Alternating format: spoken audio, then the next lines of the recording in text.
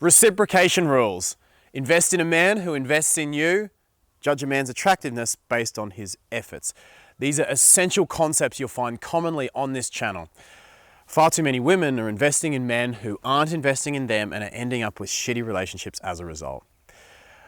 What happens though when you have the opposite problem? What happens when he's moving things around and he's texting you all the time and he's putting in all these efforts and you feel the pressure to reciprocate? You're stuck between a rock and a hard place because if you reciprocate and go with him, things actually move very quickly. An extreme example would be love bombing, but it doesn't have to be. He might just be a great guy who's putting in a lot of effort pretty soon. Do you reciprocate and go with him, or do you risk him thinking that you're rude and disinterested? That was the dilemma that my client Bella found herself in recently, and I want to talk to you about how to keep a guy chasing and what Bella did to lose the guy so that hopefully you cannot make the same mistake. Bella met a great guy. Within a few weeks, he was investing in her, telling her the right things, texting her right throughout the day, moving things around in his schedule, and even talking about a future together. He was not her classic type, but he was attractive, and she found herself growing more and more fond of him in the early weeks knowing him. He was ramping things up though, and this left Bella in a little bit of a weird spot. I'd been telling her to take things slow, do your own thing, and give him this trial period to see how he goes. She was an empath though, and she was struggling. Because she had this great guy, this guy that more and more was putting effort into her and that she was into. And so she ran into this problem of, do I reciprocate and go with this guy, text him back all the time, move things around for him, or do I not do the nice things that he's doing and risk seeming rude? Bella was confused, and I said to her, you've got to stick to your own timeline here. She decided though to go with him. She wanted to trust her instincts in this case, and this guy was investing a lot.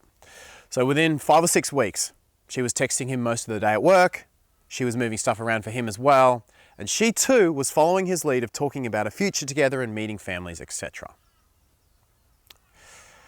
Within about a month after that, gone. The guy had stopped chasing. Bella was pretty devastated by this, and she said, Mark, what did I do wrong? I was really into this guy and he was investing so much.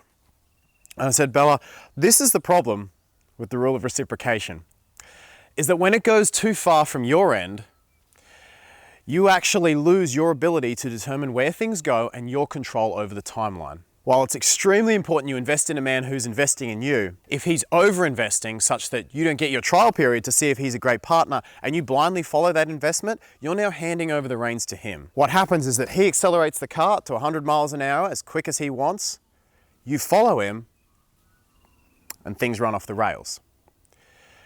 You've got to keep control over the pace too. And for men that are investing a lot, you've still got to stick to your standards and your timeline as you get to know them. What Bella should have done in this case is ramped up her investment slowly.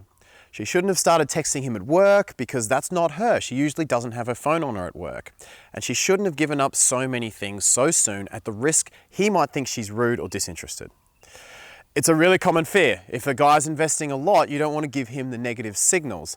The problem is the other option is blindly following him. Here's the reality. If a guy thinks you are rude and disinterested because you want to slowly accelerate to 60 and he wants to go from 0 to 100 in a month, then you're going to have to let him run off the rails. The right guy is going to respect your boundaries and he's going to want to go with you at your pace. So stick to your own timeline, take your standards seriously, and you will keep the guy chasing. Well, that's the video. Thank you for watching. Let me know your thoughts, comments, questions. Love to hear them in the space below. Don't forget to download the first chapter of my book, now available from the description.